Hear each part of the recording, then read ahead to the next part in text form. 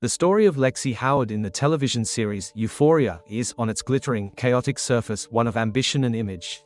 She is the playwright, the director, the young woman meticulously crafting a narrative of success and family warmth for an audience, both within the show and watching it. Yet, beneath this carefully constructed facade lies a quieter, more devastating story that many children of addiction will recognize: the profound and unprocessed grief for a parent who is still alive.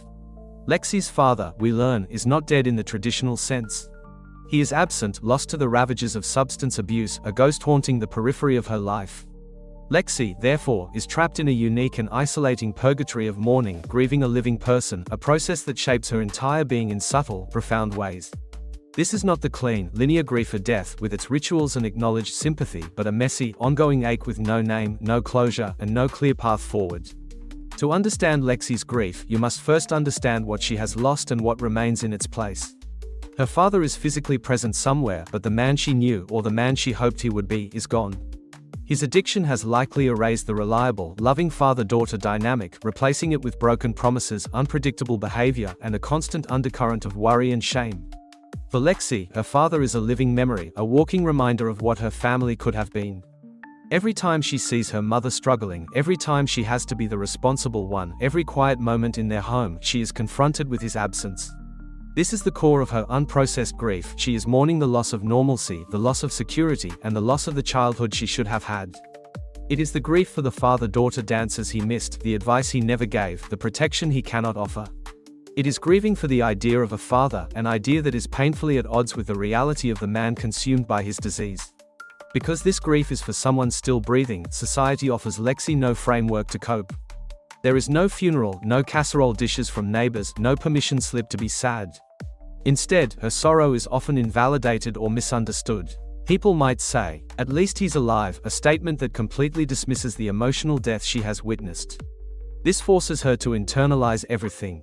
Lexi becomes the observer, the quiet one, the good kid who doesn't cause trouble. This is not just her personality, it is a survival mechanism.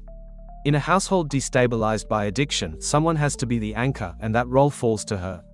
Her grief transforms into hyper-responsibility. She processes her loss not through tears or outbursts, but through control. She controls her environment, her academic performance, and the narrative of her life, as seen in her meticulous play. This control is a desperate attempt to create order in the chaos her father's condition has wrought, a way to manage the unmanageable feelings inside her. Her creative outlet, the play she writes and directs, becomes the most significant window into this unprocessed grief.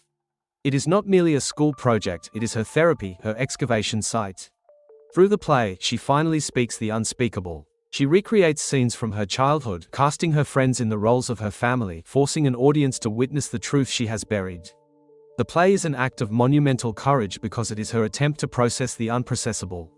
It is her way of saying, "This happened. This hurt me. My father is gone, and here is the emptiness he left behind."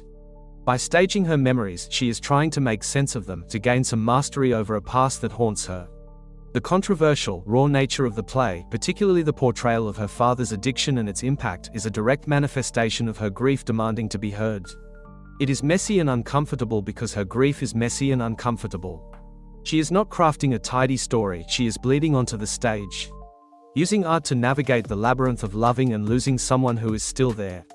This type of grief also fundamentally shapes Lexi's relationships. She is cautious, often seeming detached or analytical. She watches people, studies them, as if trying to understand the rules of a game everyone else knows instinctively.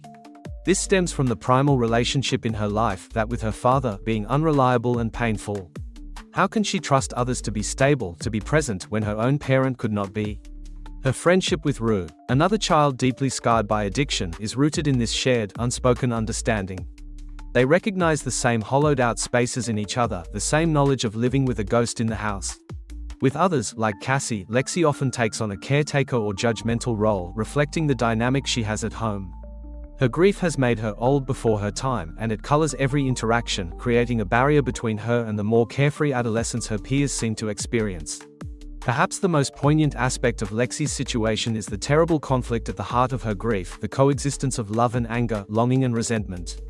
She likely loves her father deeply, remembers glimpses of a good man, and yearns for his recovery. Yet, she is also justifiably angry. Angry at the abandonment, angry at the additional burden placed on her and her mother, angry at the injustice of it all. This whirlwind of opposing emotions is paralyzing. Who do you direct this anger toward? A man who is sick? How do you mourn someone you are also furious with? This conflict remains largely unprocessed within her because it feels too dangerous to fully feel. To unleash the anger might feel like a betrayal of the love, and to succumb wholly to the love might feel like a betrayal of her own pain. So, she compartmentalizes, putting on a brave face, being the strong one, while this civil war rages silently inside her. In the end, Lexi Howard's journey is a powerful testament to the silent epidemic of ambiguous loss. Her story teaches us that grief is not reserved for the graveyard.